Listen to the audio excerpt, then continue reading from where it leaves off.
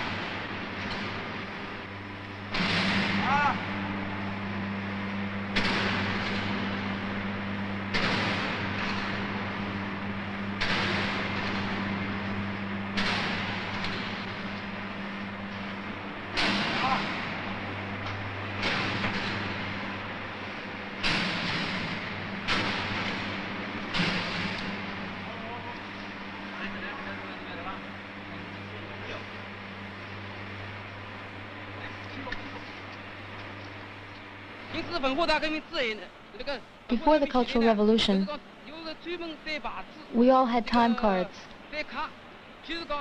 Let me show you. We had to punch in at the main entrance.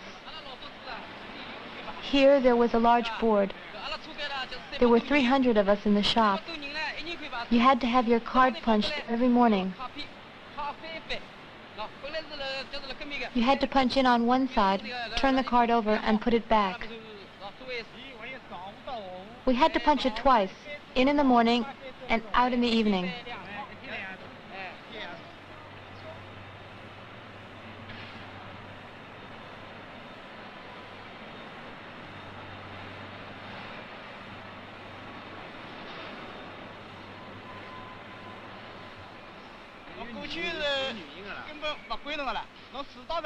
Any lateness was penalized. If it happened more than once, you would lose your bonus, or your salary would be lowered. Everything was put in terms of money. No one believed in our political consciousness. It was a way of dividing the workers. We don't punch in anymore. Everyone is conscientious. There are only a few who arrive late, and they just explain why. For example, suppose you live far away and come to work by bicycle. The chain breaks on the way. You arrive late. You just tell your comrades what happened. Everything is explained, and that's the end of it. There are still some workers who lack self-discipline. We have to try to educate them very patiently. We try to convince them. Since the Cultural Revolution, we take our work more seriously. We've progressed ideologically, and our consciousness is higher. People are seldom late now and show a lot of initiative, so our production has increased considerably. If you have confidence in the workers, they'll show initiative. But if you don't trust them, they'll lose interest in their work.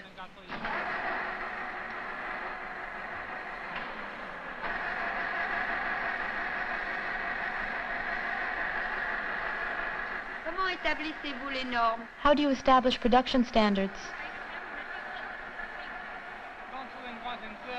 We used to use a stopwatch like this to calculate the time needed to make each part.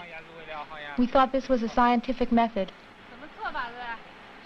For example, if you started working on a part, I'd take out my stopwatch and start it,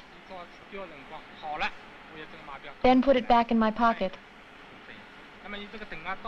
Later on, I'd check the watch to see how much work time it took to finish. I'd verify the actual work time. We've done away with these methods. The production schedule used to be decided by a small minority. Now the workers set it up themselves. They have a higher level of consciousness. The new standards are set by a 3-in-1 group of cadres, workers, and technicians. The group sets up the new standards, paying special attention to the workers' initiative. Now we use 3-in-1 groups of cadres, technicians, and workers who meet to discuss the standards. Before, there were jobs we couldn't finish on time. Now, with our new standards, our production has increased. Take, for example, the 125,000 kilowatt pump. Before, it took 15 days to make one. Now, it only takes 3 days. That's it.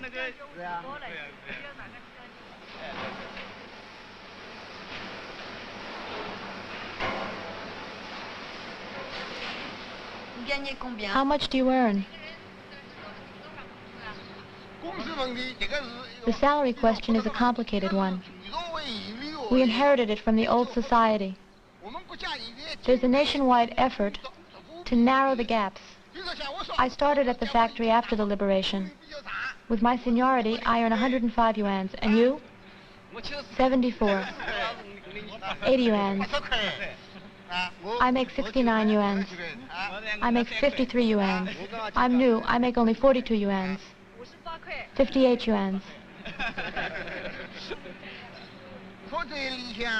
In our shop, the highest salary is 126 yuans. And the lowest is 42 yuans. 42 yuans. The workers are organized in groups of 12. Each person, besides his regular job, takes on other responsibilities for things like health, safety, or bookkeeping. This keeps the office staff to a minimum.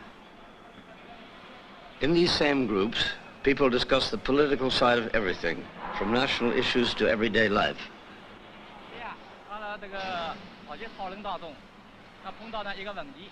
I think the question is, Should factories use the bonus system at this stage?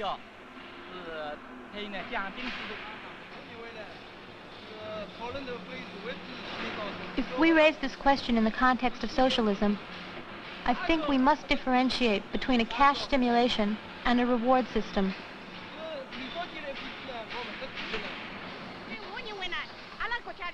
I think the reward system is really necessary.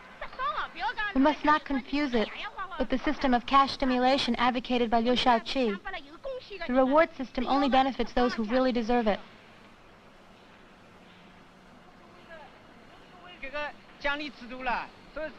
You say the reward system benefits the most deserving.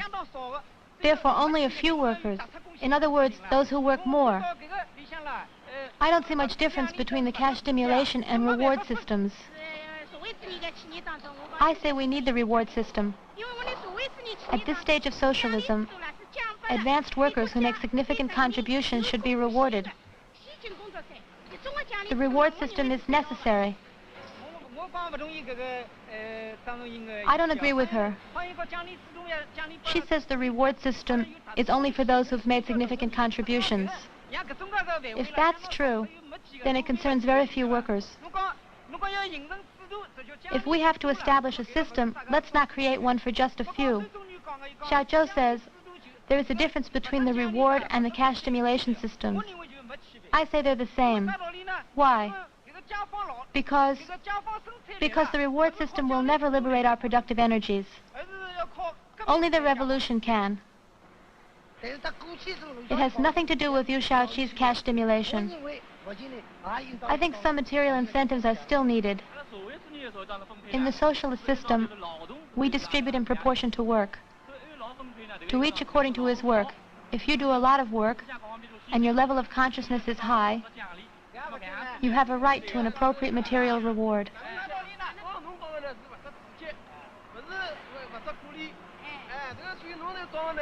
You think we're talking about cash stimulation. You're confused.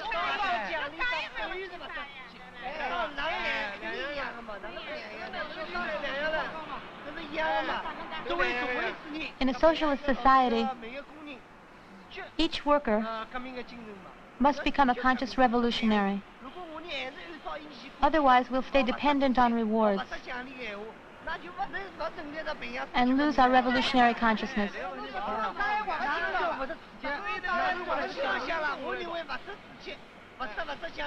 The rewards only benefit a minority.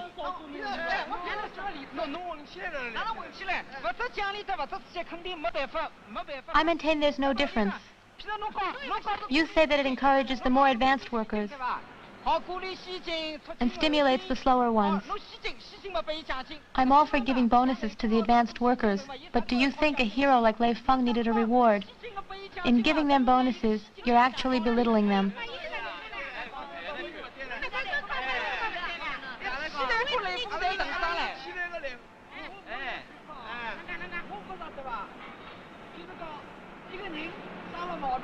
For example, take a sick man who needs medical care.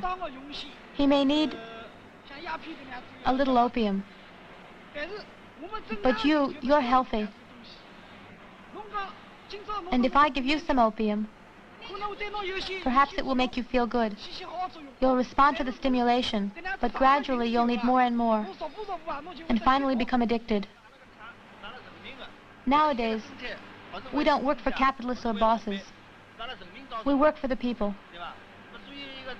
That's why the quality of your work directly affects all the workers. When you understand the new production methods, you'll take your work more seriously. As long as we emphasize the political side of things, there's no harm in material rewards. And they go along with the principle of from each according to his ability to each according to his work.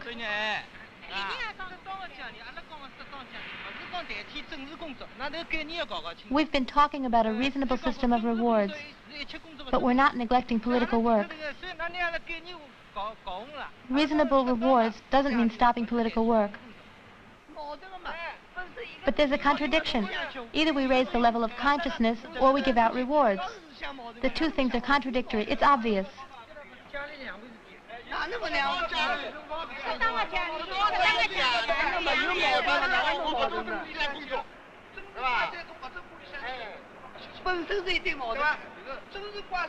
Everything depends on politics, including economics. It's got nothing to do with rewards.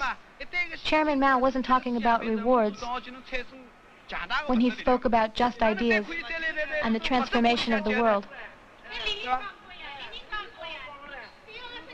But you're forgetting what Lenin said about using propaganda to help production. Yes, Lenin said to consider historical context, otherwise nothing makes sense, right?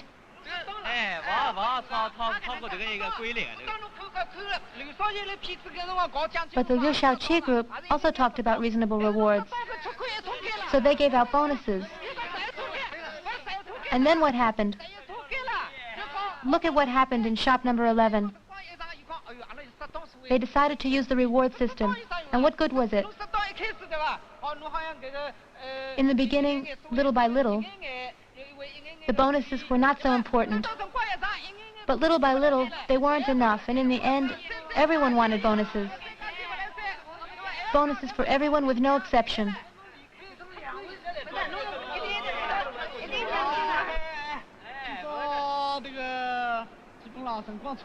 I think time is almost up. The discussion has been very interesting and lively. It really shows us that everyone has his own idea on the reward system. To summarize, there are two opinions. Some say we need a reward system to develop productive forces at a certain stage in the history of socialism. Others think these rewards do more harm than good, and that they encourage the notion of private property against the interests of the working class. These two points of view have not been resolved. We're out of time now. We can continue the discussion next time, all right?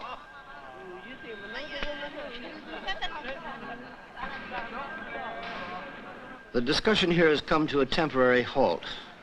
But as soon as the meeting is over, our cameraman, Li Tse-Chang, picks it up again. Before long, the entire film crew is in the heated debate over the same questions.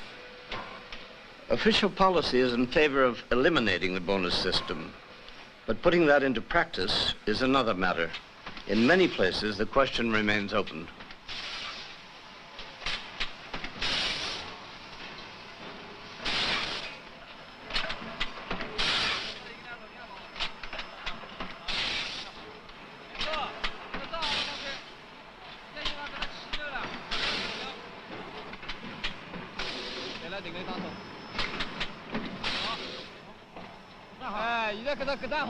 They're all right. The discs can come up now. They can be attached.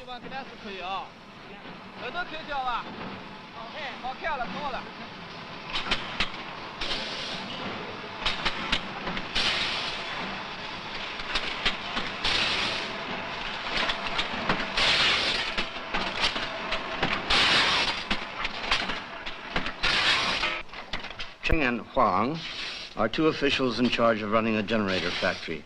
We met them at an exhibition on the Paris Commune. I've worked here since the liberation of Shanghai. First, I was a worker. Then I was a party official until the Cultural Revolution. When the party committee was reinstated, I became assistant secretary. I've been here since the Great Leap Forward in '58. I was a quality controller in the casting section. I was an ordinary worker up until the Cultural Revolution. Then I took part in the revolt. Afterwards, I was elected to the Revolutionary Committee as a provisional member. Now I'm a permanent one, and I'm also on the party committee. A factory must be run by everyone together, and not by a few officials. The workers help run the entire factory, from general administration down to each workshop and group. They also take part in the leadership of the revolutionary committees and of the party committee. The workers actually run the factory themselves and make all the important decisions. At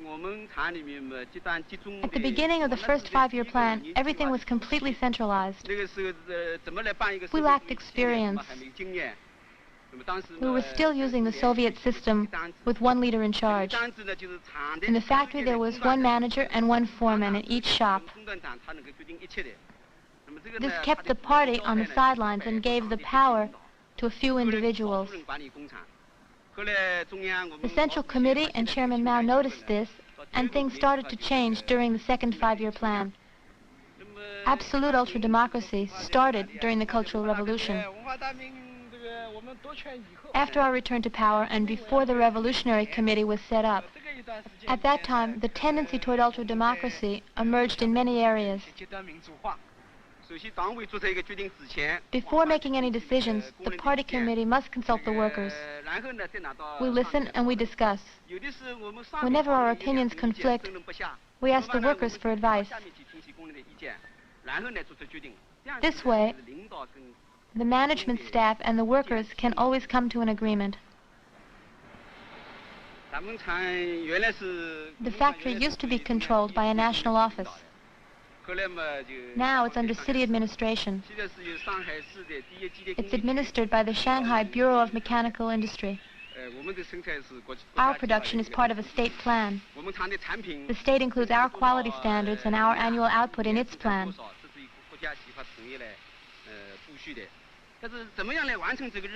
But the factory takes all the initiative in getting the job done and in mobilizing the workers.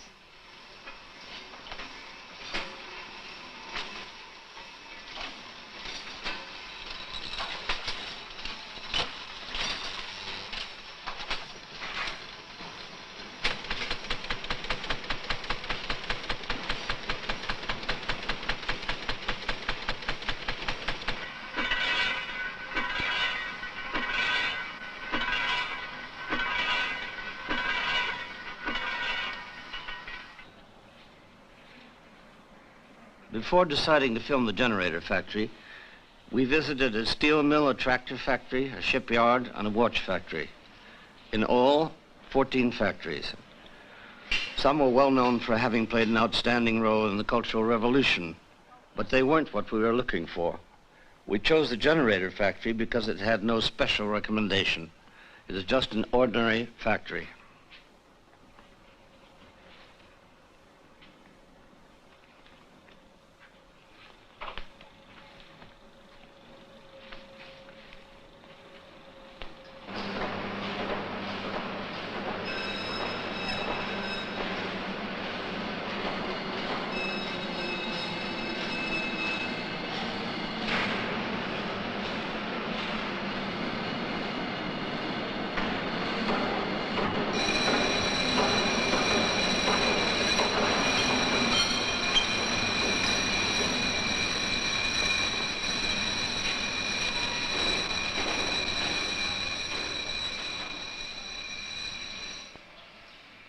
Twice a day, at 10 in the morning and at 4 in the afternoon, the factory comes to a halt for 20 minutes.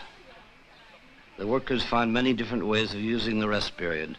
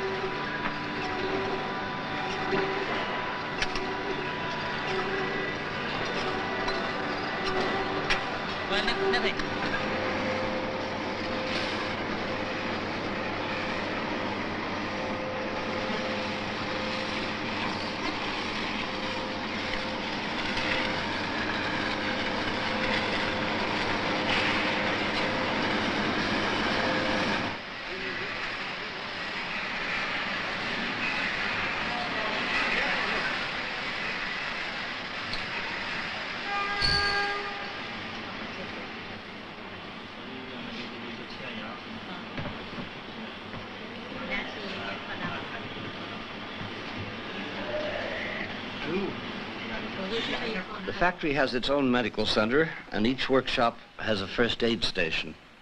The doctors not only take care of on-the-job injuries, but also the general health needs of the workers and their families. One day a week, doctors and nurses work at the machines.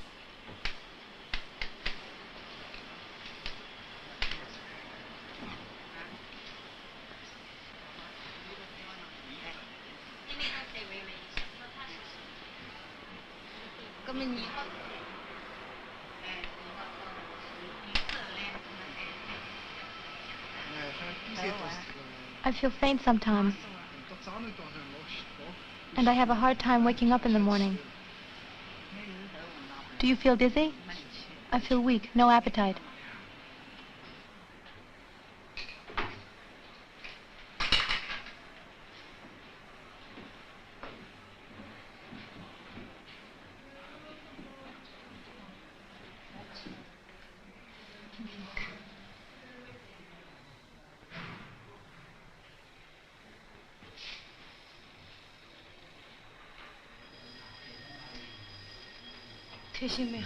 The baby's heartbeat is fine.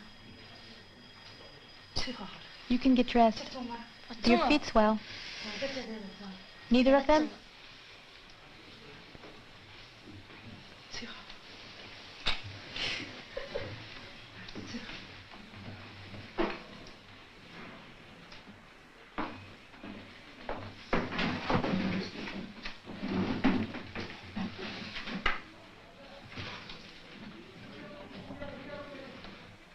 How old are you? 26. Is this your first child? Yes, it is. How long have you been married? Almost 2 years. When will you stop working? After the 6th month, we get lighter work. If you work on a lathe, for example, you can switch to the supply room. If you prefer to have your child in town, you can go to Shanghai a few days before. Yes, you can stop 2 weeks before. That way you can go to Shanghai. I will then. Maternity leave is 56 days, right? If it's a difficult birth, 77 days. 70 days. But if you need to ask your doctor to extend it, he'll agree. On maternity leave, we still get our salary. Yes, 100%. Nothing is deducted. In the medical center, we also have a family planning program. During consultations, we give advice and information on birth control. Some women take the pill, others use an IUD. If someone wants an abortion, we handle that too. Who takes care of the baby after it's born? All the children go to the nursery on the factory grounds. While the child is nursing, the mothers work 7 hours a day, with 1 hour for nursing. Yes, 1 hour. The babies go to the nursing room when they're 56 days old.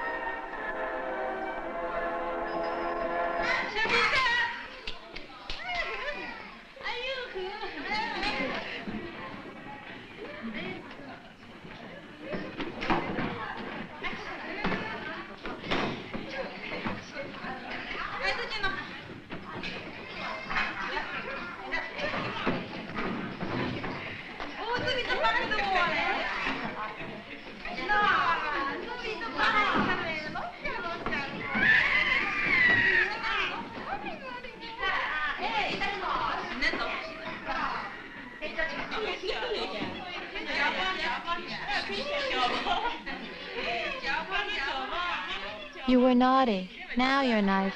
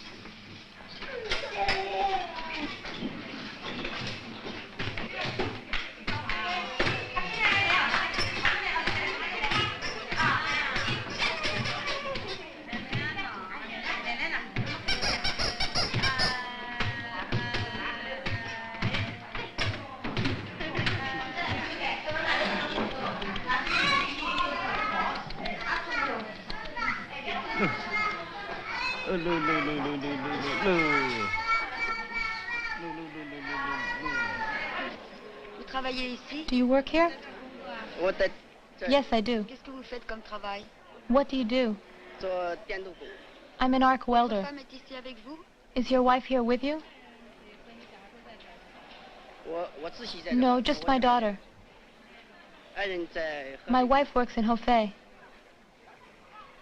Vous vous occupez seule de l'enfant alors? Then you take care of the baby yourself? Yes, I do. Comment ça se fait que votre femme ne s'en occupe pas? How come your wife doesn't take care of her? She's been with me ever since she was born. My wife was in Shanghai, and she didn't have any time to take care of her. She didn't have any time. Let's go home, Daddy.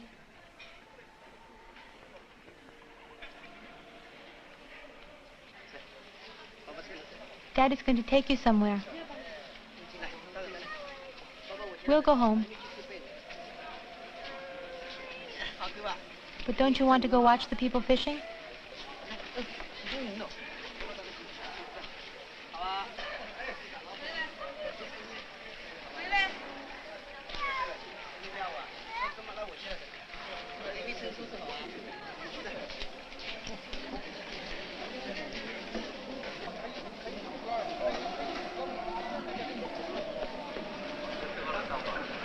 Some of the workers live in Shanghai, 20 miles away.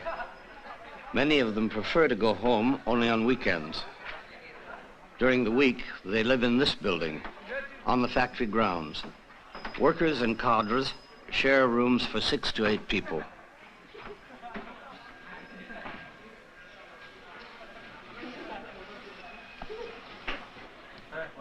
Ah, you're back. I'm tired. Was it long? I'm ready for a shower.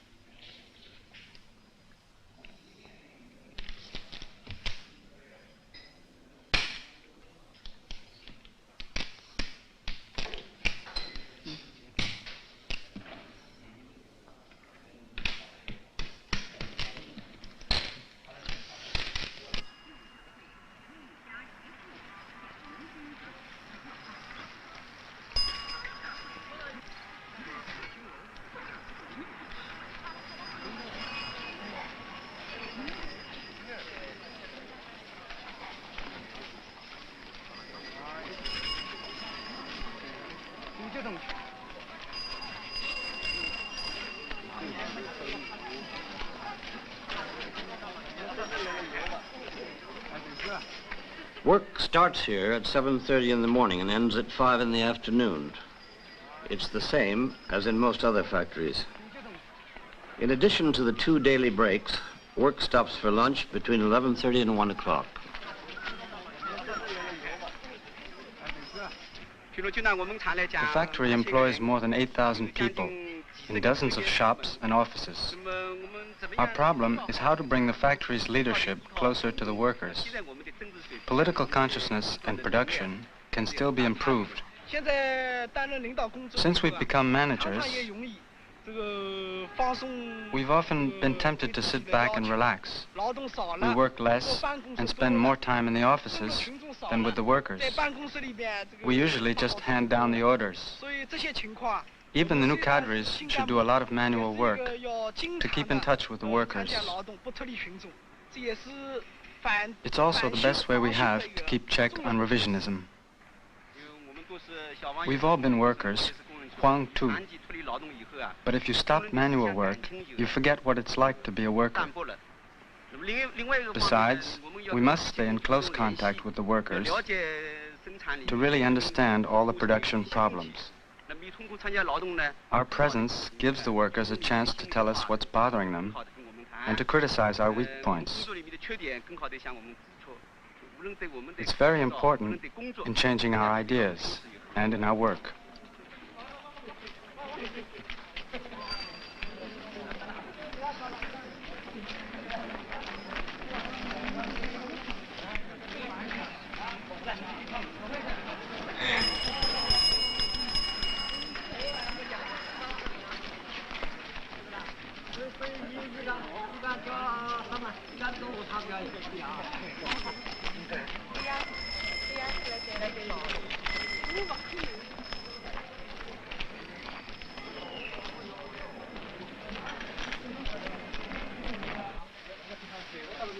When someone wants to make a criticism, he just takes a brush and some ink, writes it out on a piece of paper, posts it up on the wall, and signs it.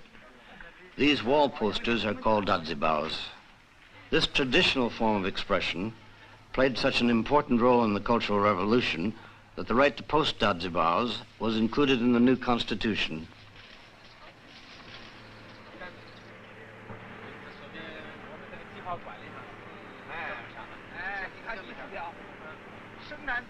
Look at this.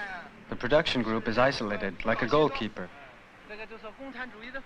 It doesn't look like communist style to me.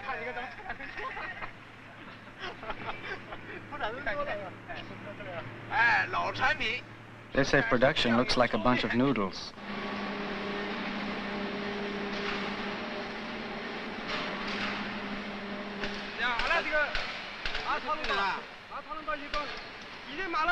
We've been talking things over in the shop. We don't think the managers come down to the shops enough to see about production.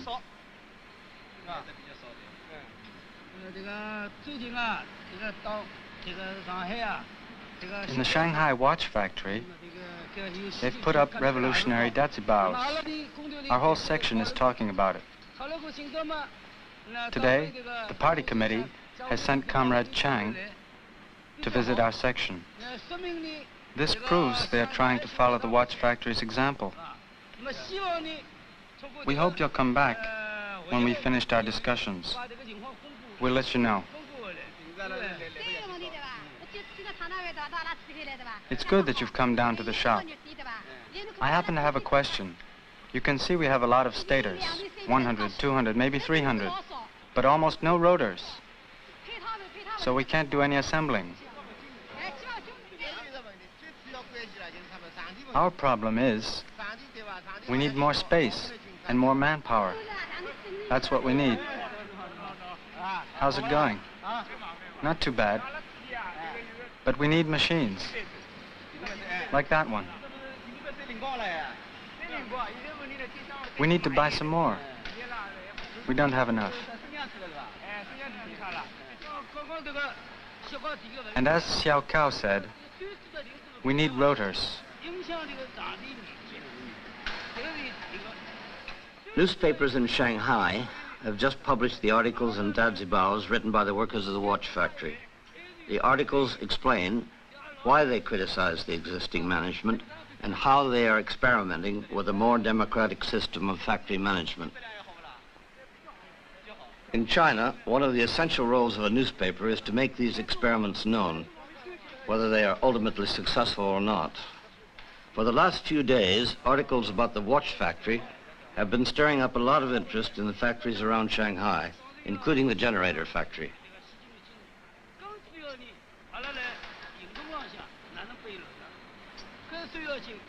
We've been having discussions here in the assembly shop.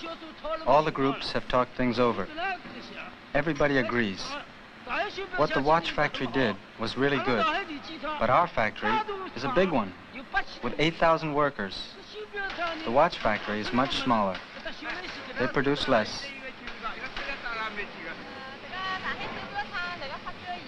We workers think that our factory, compared to the watch factory, still has a long way to go. We've got a lot to say about the management. Our dazibaos will be aimed at you. For example, about the work schedule. At the beginning of each month, we haven't got much work, but at the end of the month, we can hardly catch up. This is the kind of thing you managers ought to know about. The work plan must be more precise.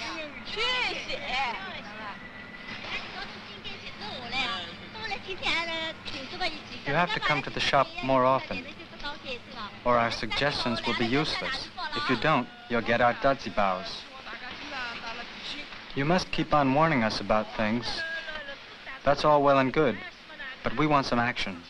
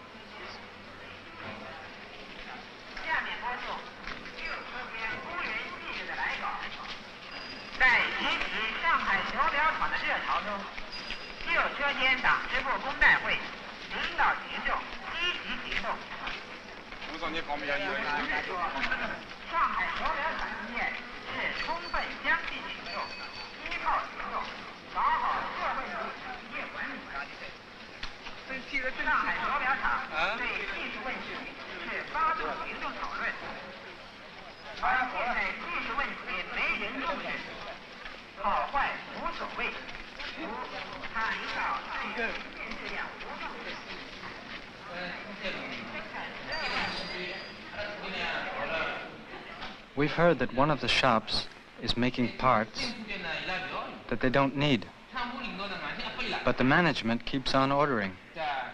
That's a waste.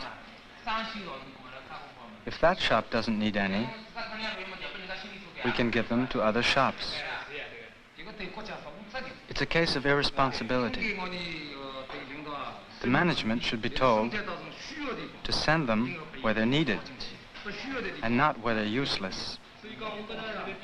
We must meet our responsibilities and speak out. The watch factory is well ahead of us. As for the administrators, we hardly ever see them in the shops.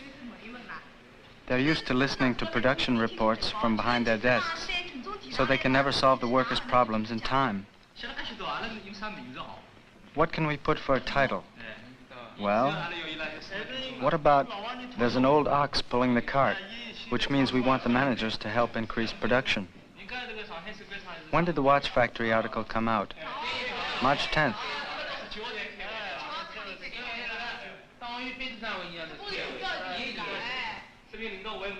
That proves the management is much too slow, and they're not determined. You try to call them on the phone, but the line's dead. It's like having a flat tire. The wheels are stuck in the desert sand. Yes, that's good. A truck gets stuck in the desert, and it makes a lot of noise, but doesn't go anywhere. Yes, the truck doesn't move. Good, that's right. We're driving a truck in the desert. In the desert. The first sentence is, our truck is in the desert. The motor is making a lot of noise, but the truck doesn't move.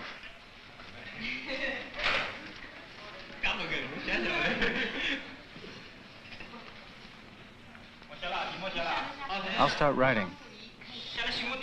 Write big.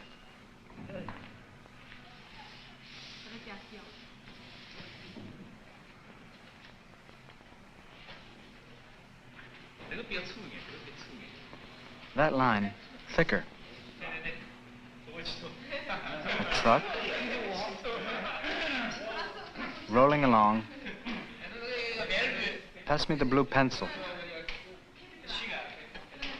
Here it is.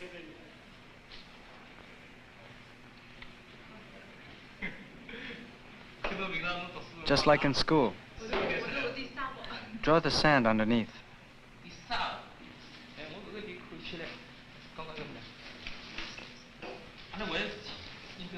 The comparison must be clear. It looks like... It's on the next page. Here. Technicians have united with the workers to improve production. We must protect the fruits of the Cultural Revolution. And here, we must establish new relationships between management and workers. Is it ready to go? We've emphasized how far behind we are in relation to the watch factory. 1, cadres must do manual labor. 2, get the workers to help improve management. Right? 3, stay in contact with the workers to solve problems fast. 4, resolve production problems dialectically. That's all?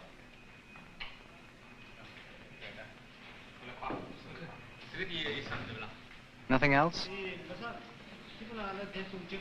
No, that's everything.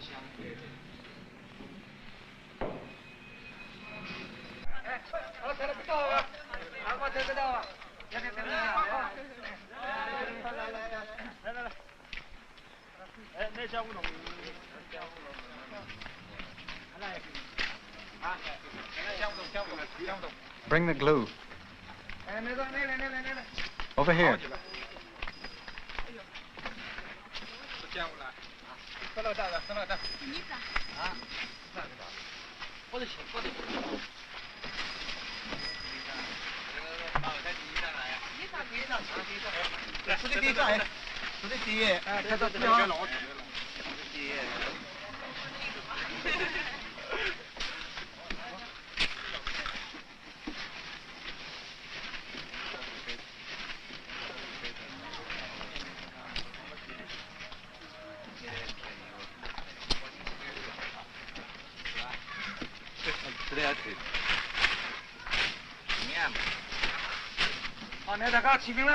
Do you want to sign?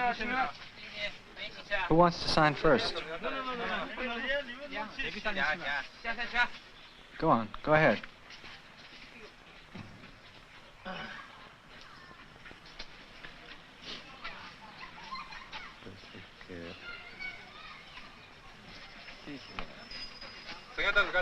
What about you, Chen Yaote? Sign for all of us.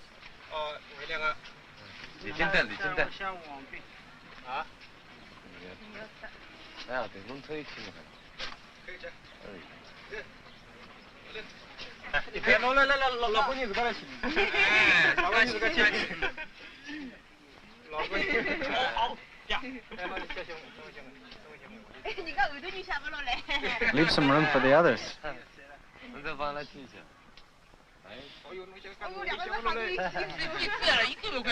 Your writing's too big.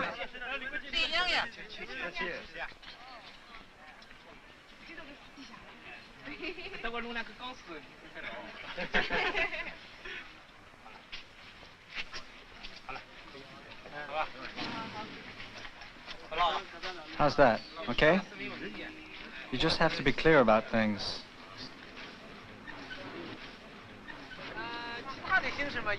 There may be other ways of doing things, but we prefer dajibaos.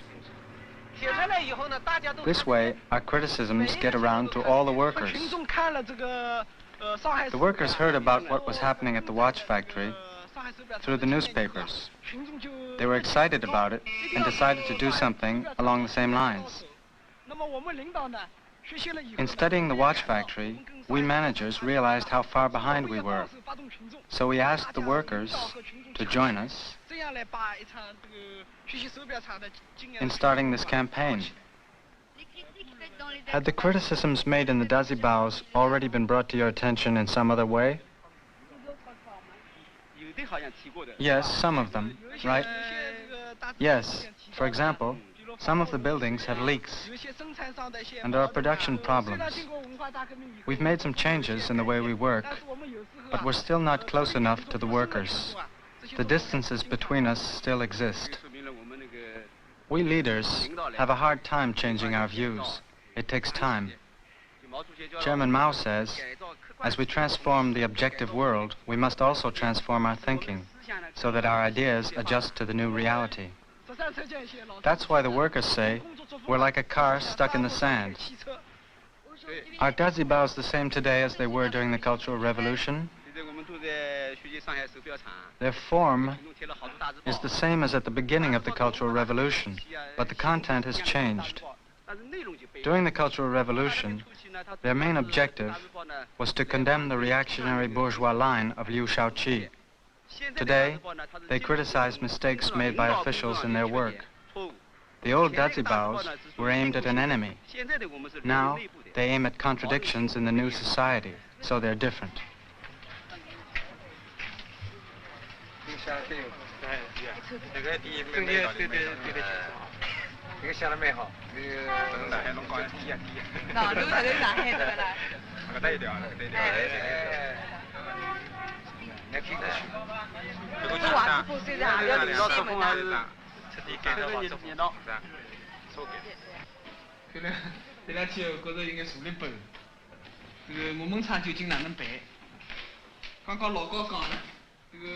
The members of the party committee who are responsible for general management have been forced to take some action.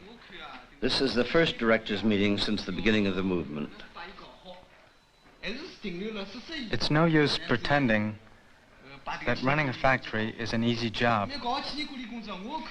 If you want my opinion, the first thing we have to do is work out our political position.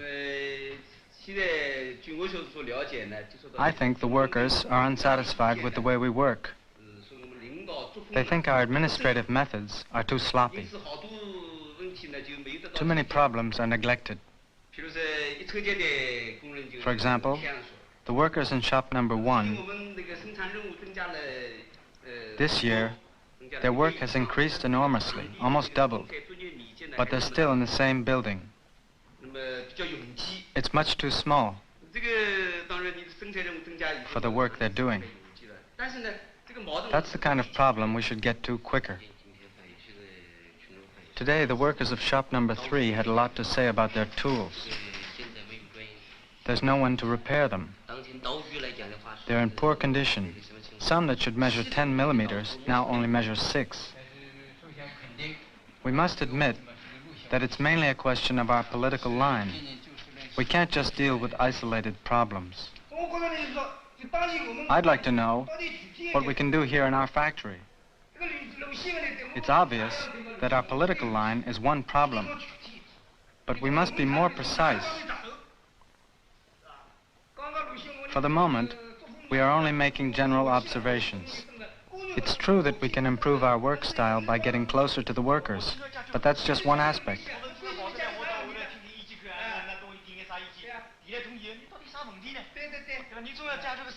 But if you go to the workers, you can solve things.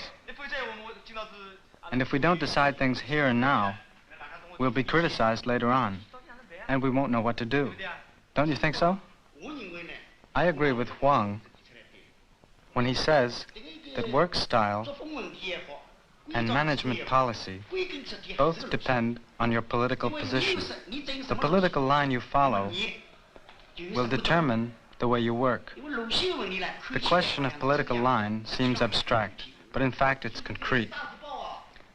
There are Dazibaos everywhere. The party committee should appoint people to study each of them.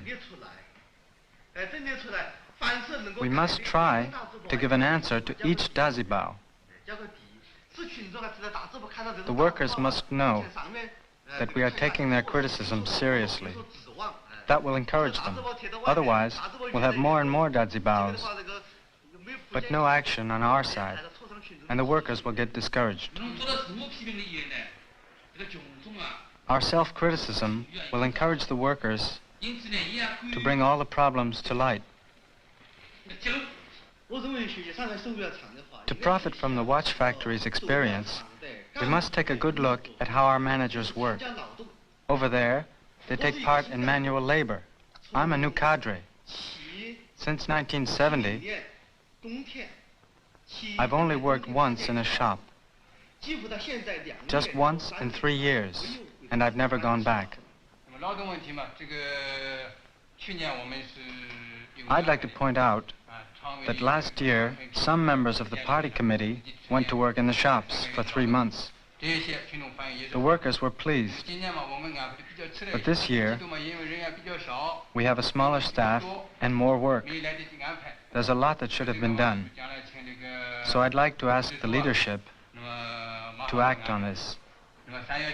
Before April, we must send some comrades to work in the shops.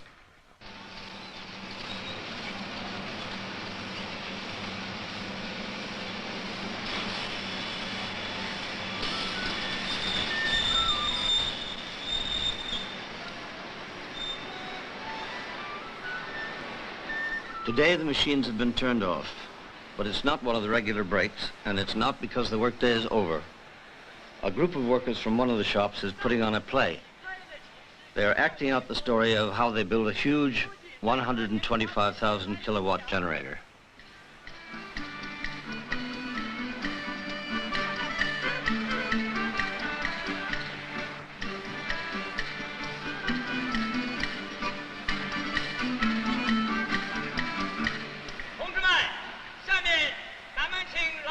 The scene opens with the actor who plays the part of the party unit secretary.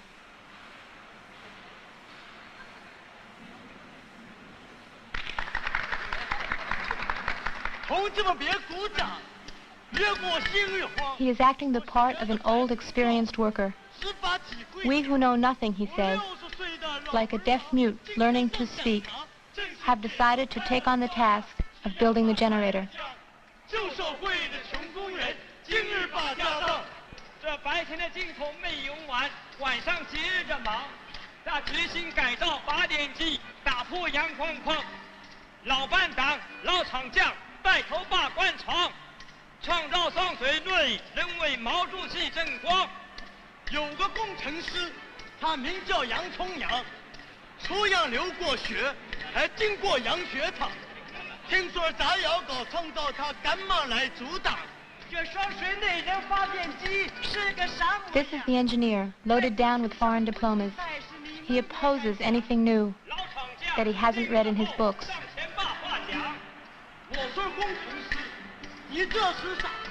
The older worker gives him the scolding he deserves.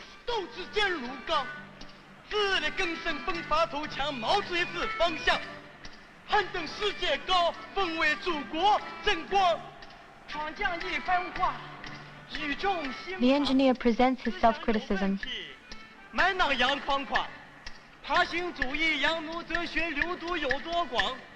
有志接受再教育，为毛主席争光。三结合，社稷主，闯上都sang啥？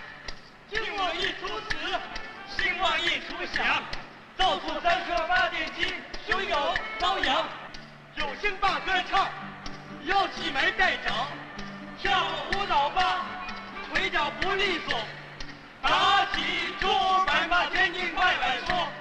老厂匠，这节目到此告段落，到此告段落。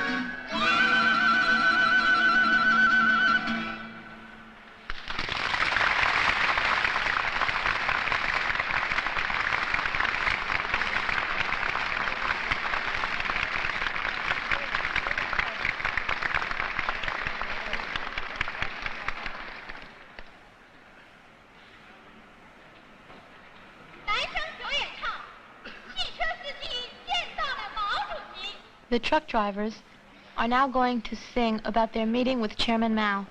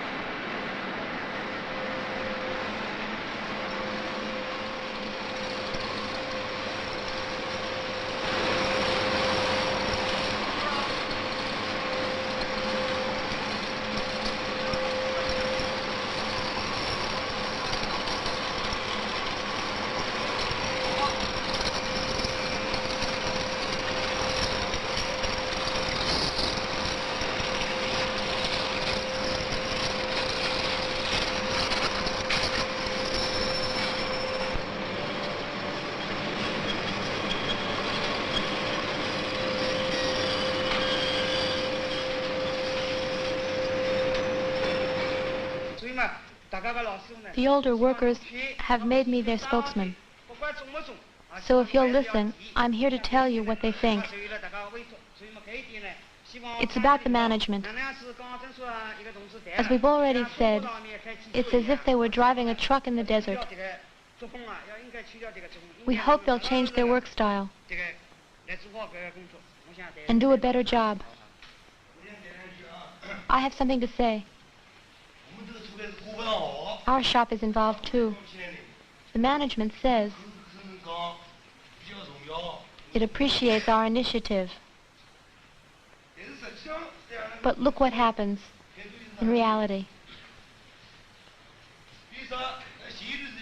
We planned some projects a while ago. The workers were enthusiastic. We wanted technological innovations, and we were ready to act. But the administration wasn't interested. As a result, after all our hard work, nothing happened. The management only sends its technicians to the shops when production slows down. Then they blame the workers for everything. Sometimes I wonder if the Inspection Bureau really exists. We've heard about it, but it never solves anything. What about the function of the inspectors and the verification systems? These questions must be answered. They determine the quality and the quantity of our production. Last week there was a film showing. Some people were able to get good seats, while the others stood in line for nothing. That's how we discovered some people were getting special treatment. Some comrades came from the heating plant at Minhang to ask us when the water cooler would be finished. I wonder why we have an office staff, since they prefer to come to us directly. The watch factory was able to form a 3-in-1 group with its management. If it's not working here, it's our management's fault. It's up to the management to find a solution. The management must consult the workers and mobilize them. The electrical equipment companies of Wuxi, Suzhou, and Shanghai, and a theater group in Peking, have sent in some orders. And now they want to cancel the contracts. That's out of the question. Complain to the shipping department. We did. What do they say? They can't deliver. Why not? There's no way. But the trucks were free Saturday and Sunday. Maybe, but they said it's impossible. What can we do? The fact is, the project has been canceled. That's 240,000 yuans. A loss of 240,000 yuans. The value of several machines. This loss wasn't necessary. Do you realize what it means? It could have been avoided.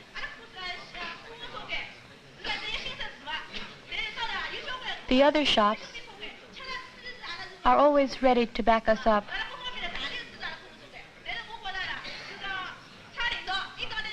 The management must take this into consideration and stand behind us too. And not just financially. The management is suggesting that the chemical section will be closed, moved to Shanghai. That's demoralizing for the workers. They feel they are working very hard on an abandoned ship. As far as we're concerned, the shop shouldn't be closed. We want to keep it running and increase production. This is one more proof that the workers still have confidence. It all depends on the management. It's up to the management. They only come to the shops to check on supplies. Working conditions don't interest them. That's why work isn't done very conscientiously. Now we know what the workers think, but we'd like to hear from the party officials too. What's going on? The management is off in a world of its own. You can smell revisionism all the way up to the head of the party. They have cars, and they hold meetings. Lots of meetings, but no contact with the workers. What's so great about the administration building that some managers never leave it? Yesterday, we had a meeting of the party committee. We're determined to follow the watch factory's example. We must change our style of management, make some big changes. I mean, in the way we work. This is what we plan to do. First, we'll form a group to go through all the questions brought up here, so that each one gets followed up. We'll have to work closely with the workers to accomplish this. And we'll also explain our failures. The comrades were right in criticizing me, and I'll have to correct my mistakes immediately. They were right in criticizing us for hiding behind a lot of talk and red tape. I think they were right. The meeting has to stop now because time is up. We'll have a new meeting at 5:45. This one is already very positive. Lao Li or any other comrades? Do you have something to add?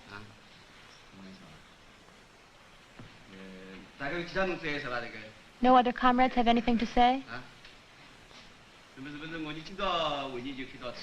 Then the meeting's over. At 5:45, the meeting was resumed. When we left the factory a month and a half later, the meetings were still going on, and the space reserved for the dazibaos had grown far too small. The movement lasted 3 months. It took 3 months for the workers to make all their criticisms, for the leaders to criticize themselves, and for the whole factory to get together and agree on how to reorganize production.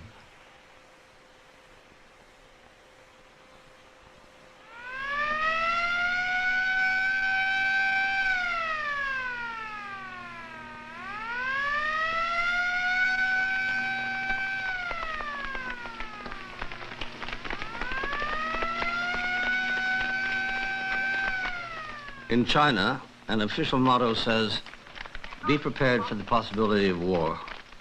These words are not taken lightly. In the generator factory, 2/3 of the workers belong to infantry units or anti-aircraft batteries. The factory militia, as part of Shanghai's general defense plan, sees to it that neighborhoods, factories, and universities all organize their own defense.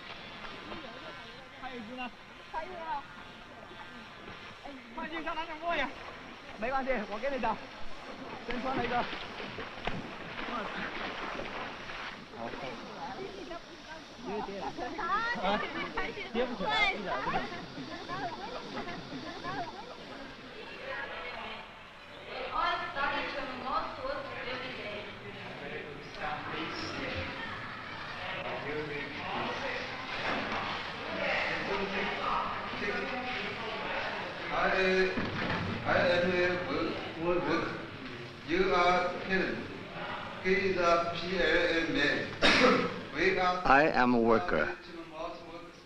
You are a peasant. He is a PLA man. These workers are having their 6th English lesson. P6. We are workers. I am a worker. Sit down, please. All right. You listen, please. Lesson 6. Text. I am a worker. You are peasant. He is a PLA man. We all study team mouth workers every day. All right, stop, please. All right, comrades, read up to me. Let's read it again. Lesson 6. Lesson 6. Text. I am a worker. I am a worker. You are a peasant. You are peasant. He is a PLA man. He is a PLA man. We all study Chamberlain's works every day. We all study team mouth works every day. Lesson 6. Lesson 6. Text. I am a worker. I am a worker. You are a peasant. You are peasant.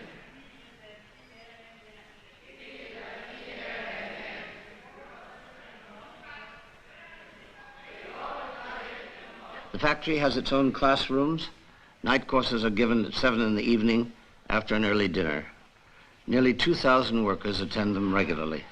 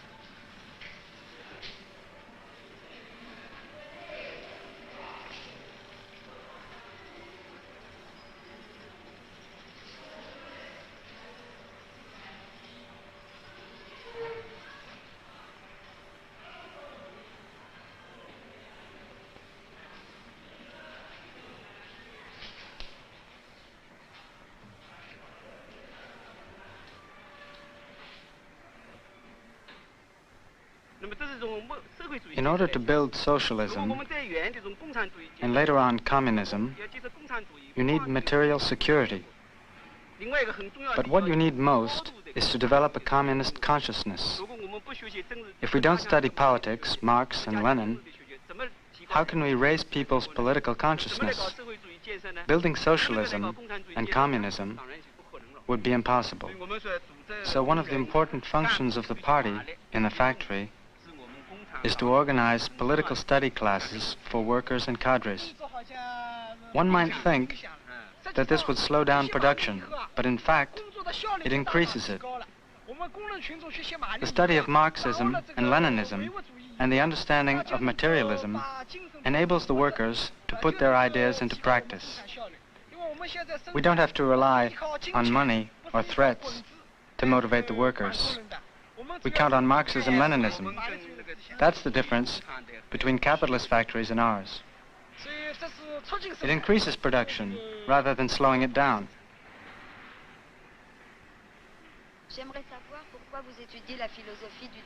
I'd like to understand why you study 19th century philosophy.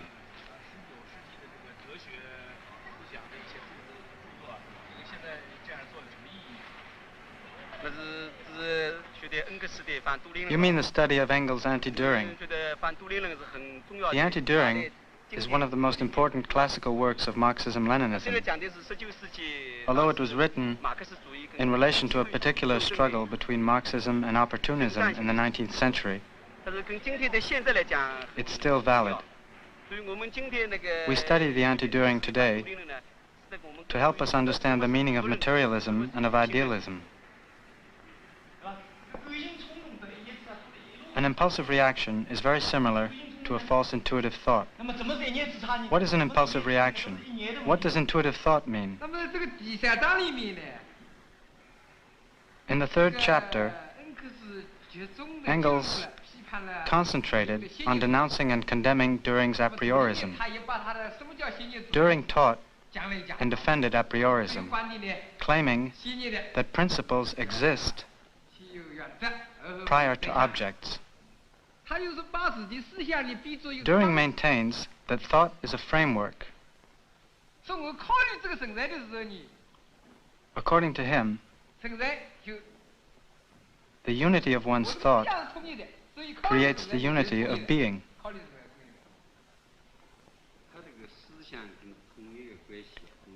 For Düring, the relationship is that the unity of thought comes first, and that of being comes after. Let's say I want to go somewhere. I have to take a certain route, but I have a false intuition. I go in the opposite direction. I never arrive. We always act according to our thoughts. That's how I see it. If not, we'd be acting blindly. How can that be denied? What commands action, if not thought? First we have a concept in our head, then we act. You're wrong. If the concept comes first, that means thought.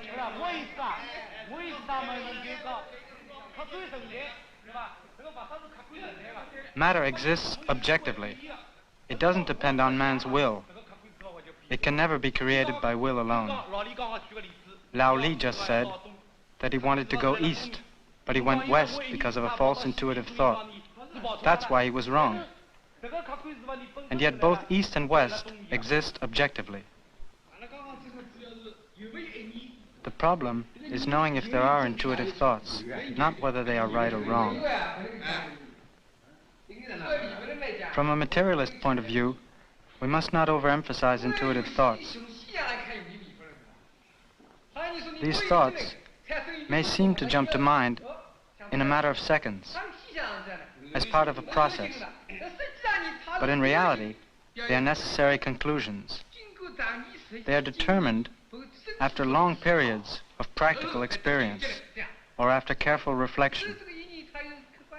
They are founded objectively, after a long accumulation. Form and reality always have foundations. That's the first point. The second is, as impostors like Liu Shaoxi claimed, that thought explains everything, that everything is decided and created by thought. They fell completely into idealistic a priorism. Let's take an example, the recent problem we had with the double cooling turbo generator. There were two different points of view. Take it apart and start all over again, which would have kept us from finishing on time, or not take it apart and install an insulator. Taking it apart would have kept us from getting the job done, but installing an insulator was just what we needed.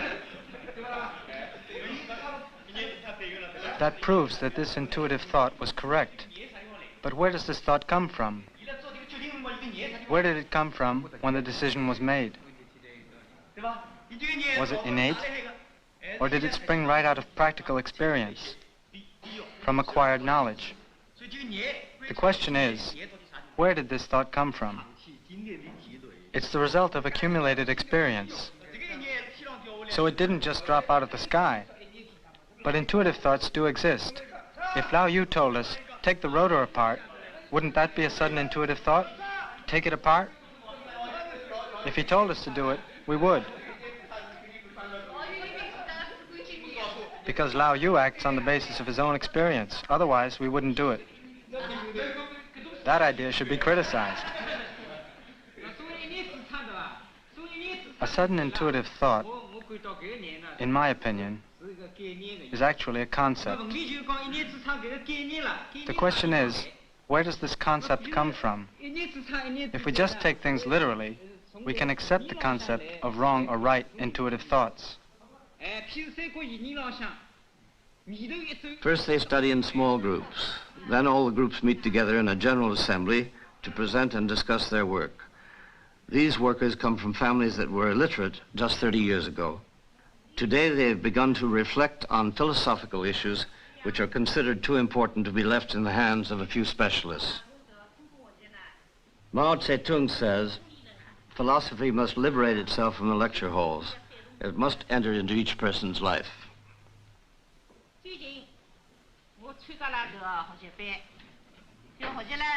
I took a course on Engels' brilliant work, The Anti-Düring.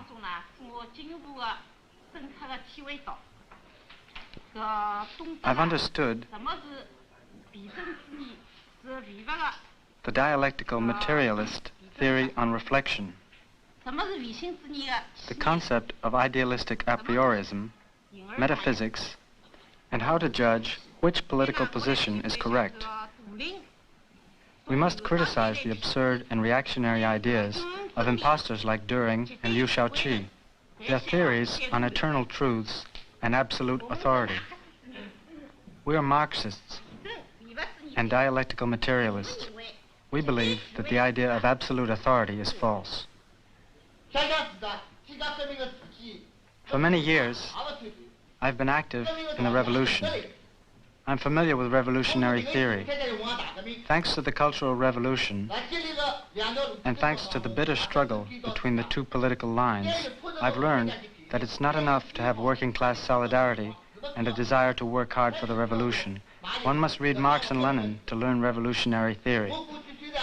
I had read a little, and I told myself it was enough, instead of really trying to understand. Then the companions of Liu Shaoqi advised us to take a shortcut in the studies of Marx and Lenin. So I stopped studying those works. They took advantage of our enthusiasm for Mao Zedong's works and invented fancy slogans like, Mao's thought is the ultimate in contemporary Marxism-Leninism, or one word of Chairman Mao's is worth 10,000 others. They disguised themselves as the true authorities on Mao's thought. They said, there are so many works by Marx and Lenin that they can't all be read. While claiming to take a shortcut, they tried to separate Mao Zedong's thought from Marxism-Leninism. Our party line warns us that during the socialist stage, we will still have classes, sharp class divisions, and the class struggle. In China, we still have some property owners, rich farmers, counter-revolutionaries, and criminals. They try to infiltrate and corrupt our society. In addition, we still have elements of the new bourgeoisie. That's why Chairman Mao has said that there will be a second, third, and fourth cultural revolution.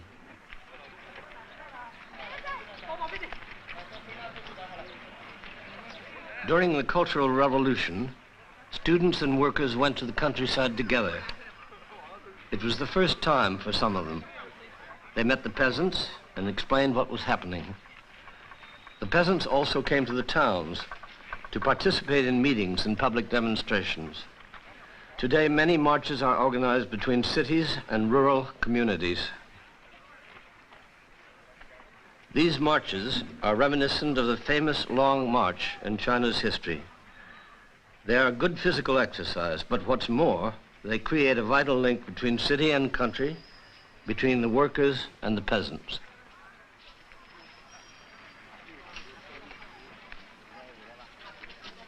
Today, 1,200 of the 8,000 workers in the factory will leave for the countryside. When they come back in 3 weeks, another group will leave. Not everyone agrees about these marches. Some people think that the missing labor force slows down production. We attended several meetings on this subject. The discussions went on for a long time. But even with many of its workers away, the factory still continues to function.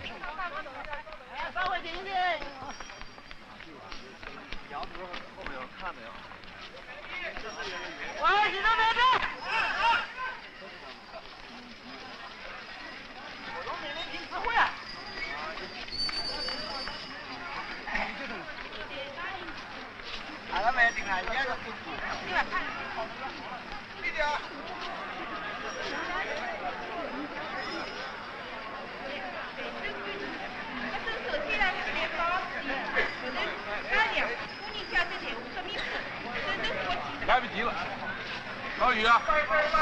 人民加油请的，发扬上海工人阶级是官员作风，做到任劳任不劳，任劳任节，向天地工人和妇女同志好的。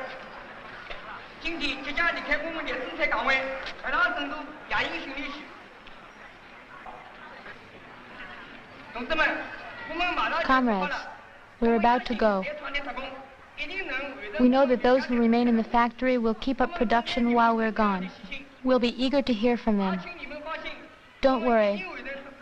We will make this march a success. We'll do our best to show our appreciation to all those who've helped out. We'll see you when we get back.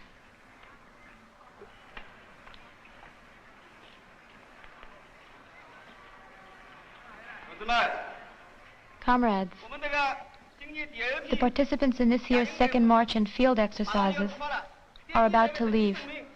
Our past 3 years of experience have shown everyone in the factory the great advantages of these exercises. They do as much to keep up our morale as to develop our courage and physical strength. We hope that during this march you will continue to study, to uncover errors and contradictions, and to encourage the management of the factory.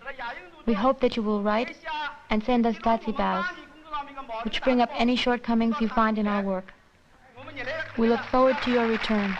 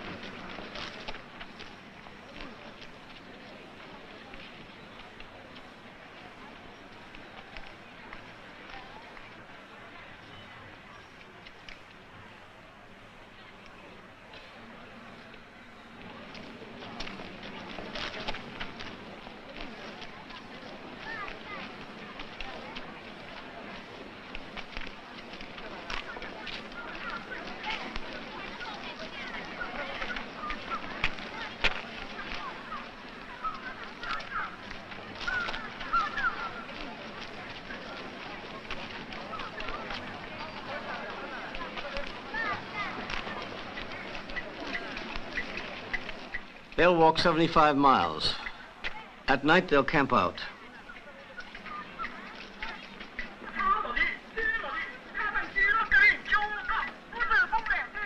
Storm and thunder of the 5 continents. Our vision is far-reaching. With blistered feet, we go forward courageously. Poems. Their rhythm beaten out by bamboo clappers accompany the marchers.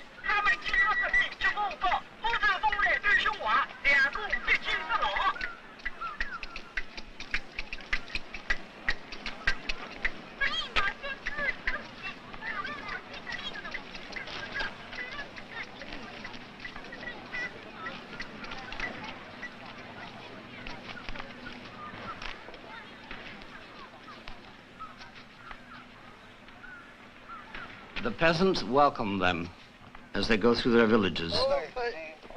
They work, talk, and live together.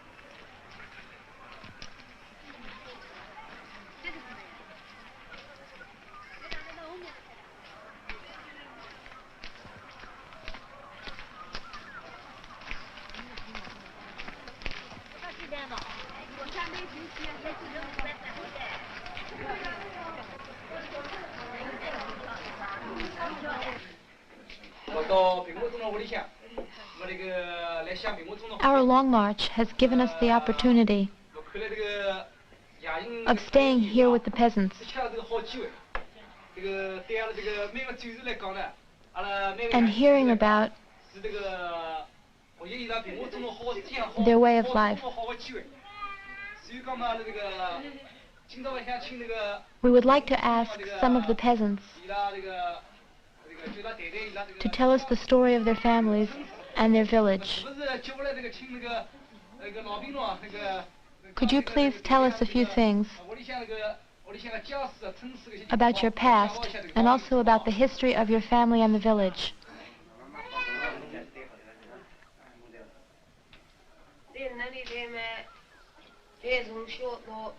Well, since you want to know, I'll tell you how I suffered during my childhood.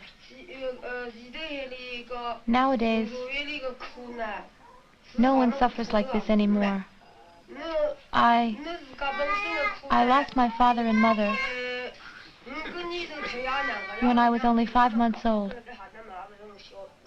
I don't know their names, nor in which village I was born. I was 6 months old when they gave me away to a family who settled here. When I was 11, I chopped logs and gathered firewood. When I was 15, they married me off.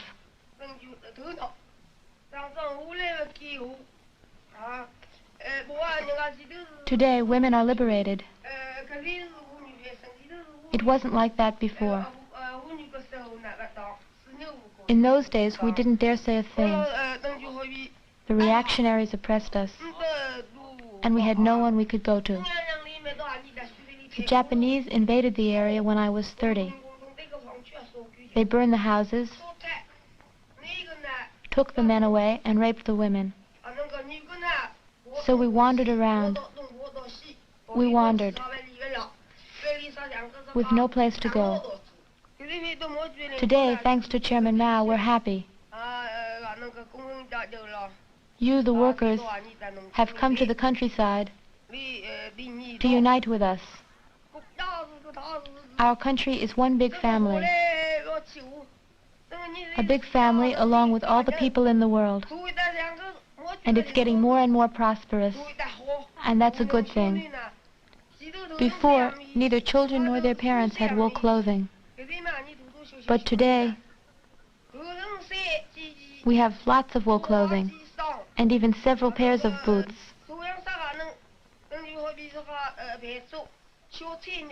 Since the liberation, we eat more and we eat better. We eat vegetables and meat. We eat noodles and soups, things we never had before.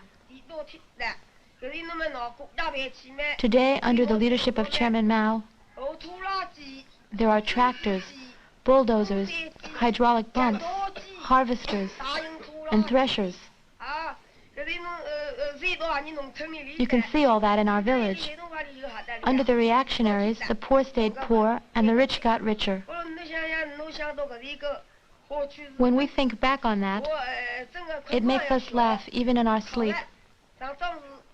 It's wonderful.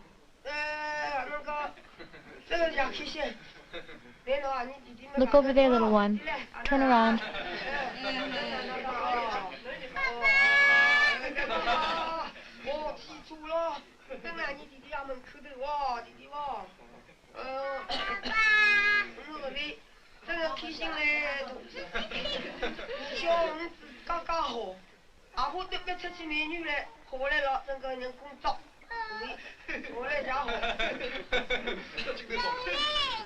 Look at the chicken, it's fat.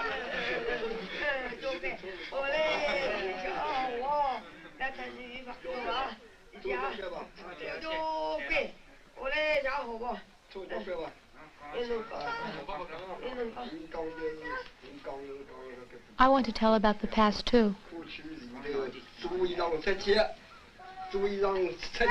One day I went out for a walk with a 12-year-old boy, not far from here.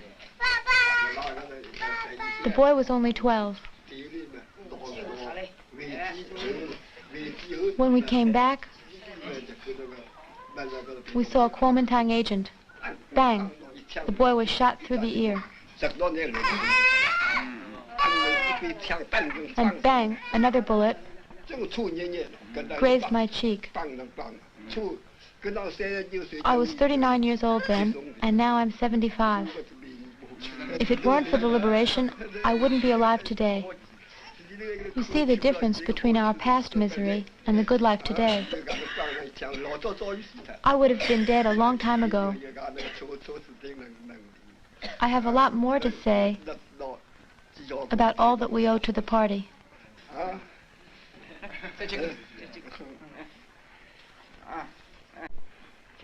Go on. Go on, Grandpa.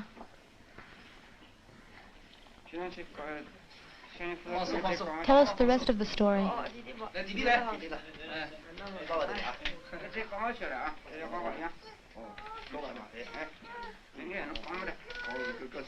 Now I'm going to talk about more pleasant things. I have a son who works for the city government in town. One day, he invited me to visit him. I asked how to get there, and they told me to take bus number 44 or 45. The bus went really fast. I felt like the wheels weren't even touching the road, like we were in the clouds. There were lots of cars, big ones and little ones, red ones and green ones, coming and going.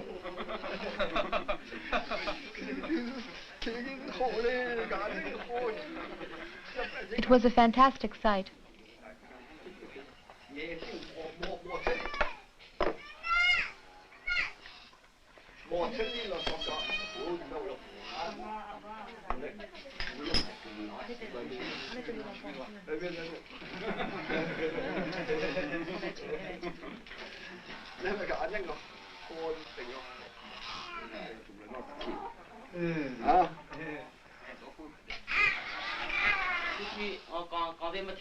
We've heard these peasant stories, the grandpa and the grandma.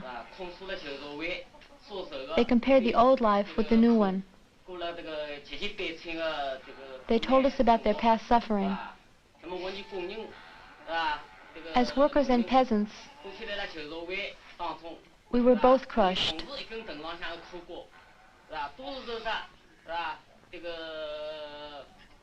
As workers and peasants, we were both exploited. We were treated worse than beasts of labor. My eldest brother used to work in a factory in Shanghai where he slaved day and night. He became ill from working so much. Finally, his strength gave out, and he collapsed at the end of a long workday. He died in front of the factory gate. My eldest sister went to work in a spinning mill in Shanghai when she was only a child. She caught leprosy and was thrown out the door. Eaten by leprosy, she died a horrible death. As for me, when I was still a child, I worked more than 18 hours a day. Now, since liberation, the working class has freed itself politically, culturally, and economically. The young workers are listening to the veterans of the revolution who organized the first big railroad strike in 1923.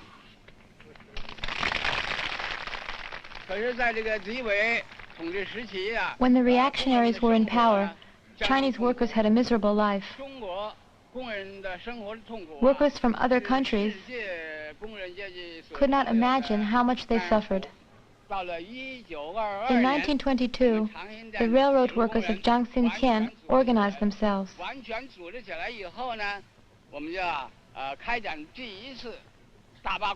We held the first big strike on August 24th, 1922.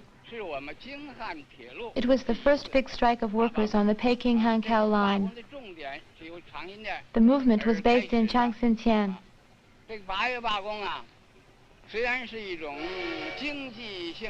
The main demands concerned wages.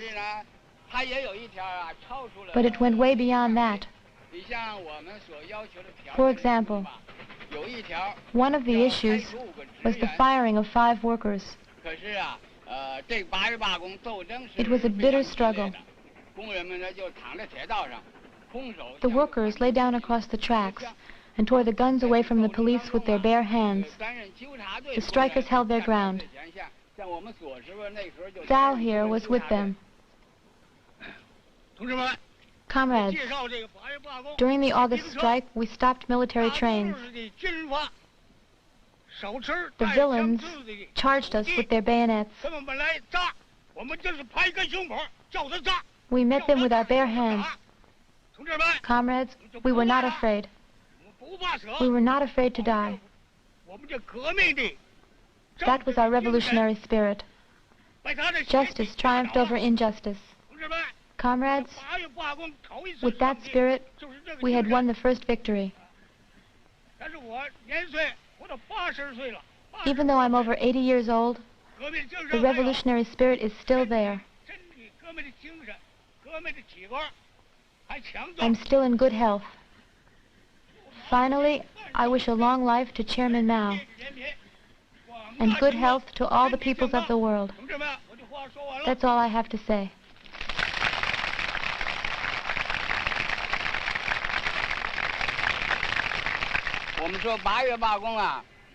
The August strike was a big success. The railway company had to accept our demands. All this was very good. But something unfortunate happened during the strike. What happened? One man had turned informer. The strike officials had orders to arrest him. We put up a notice in front of the factory offices with his name and picture on it. Some people still didn't know who he was.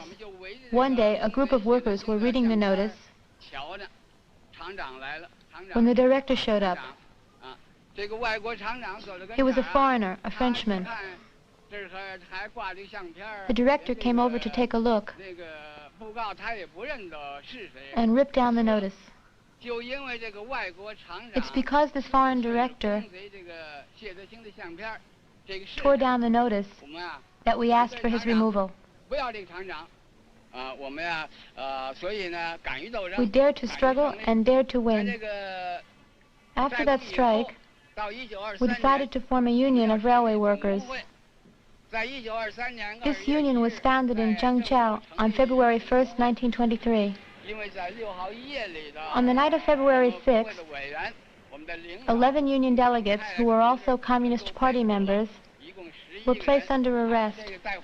Liu Pingpo, our bearded comrade here, was arrested as he tried to pull a rifle away from the enemy. He got 1 year and 8 months in prison, where he continued to fight.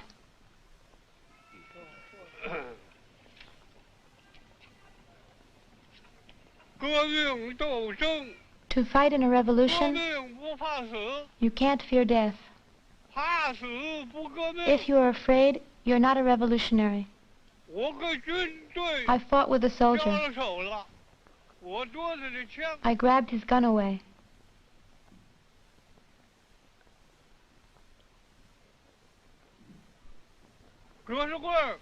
They fired at us.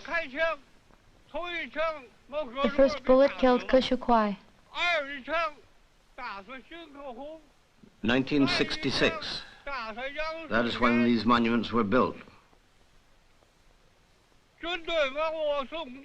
I was taken to be court-martialed in Baoting, where they put me in irons around my ankles, my wrists,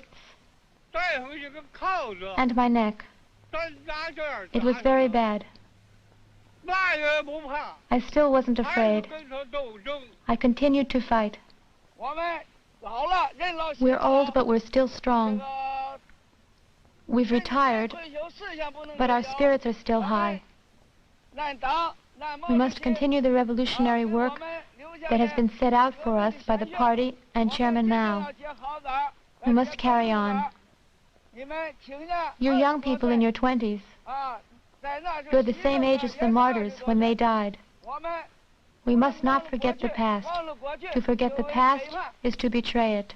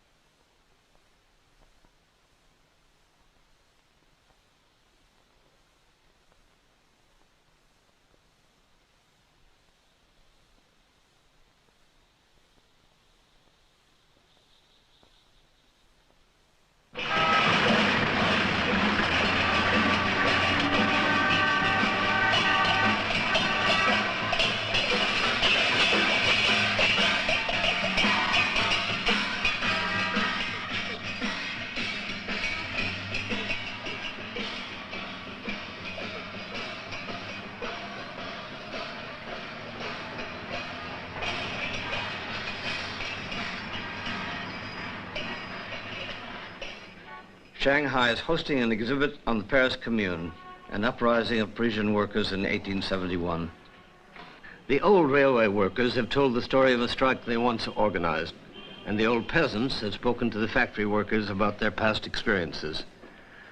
This is how the people increase their collective consciousness and transform their recent past into historical knowledge. Oppression has always relied on ignorance of the past. Today, the Chinese people want to rediscover their own history. They want to be masters of their own future.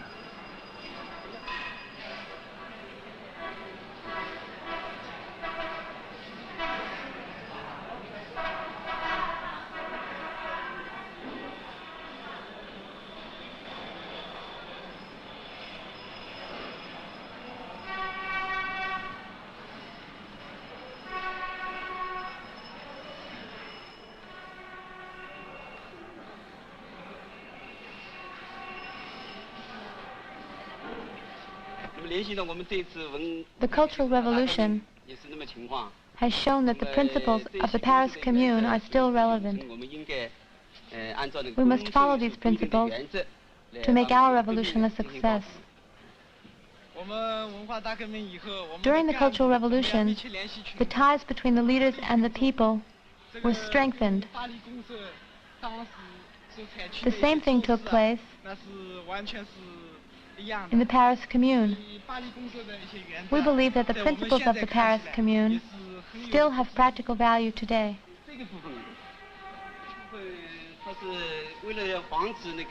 To avoid the creation of a privileged class, the Commune decided that the annual salary should not be more than 6,000 francs. This was to guarantee that all the workers and members of the Commune would remain equal.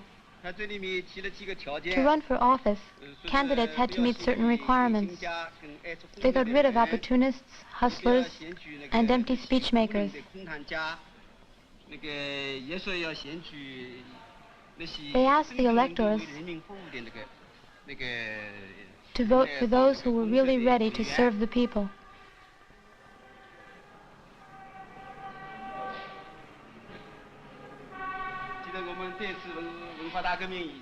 During the Cultural Revolution, some cadres were criticized by the people.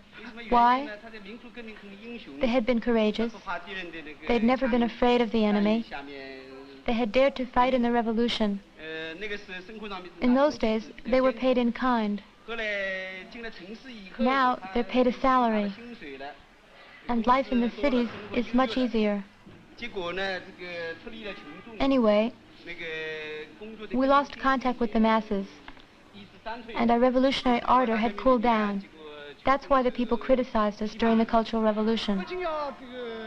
Our main task is to struggle against the hidden attack of the bourgeoisie. We must fight against bourgeois ideas and against the concept of private property. Then we can keep hold of and extend the power of the working class. To overthrow and then regain power, to revive a revolution that has lost its momentum. This was the meaning of the Cultural Revolution. The road to the future was made possible by those who marched in Peking.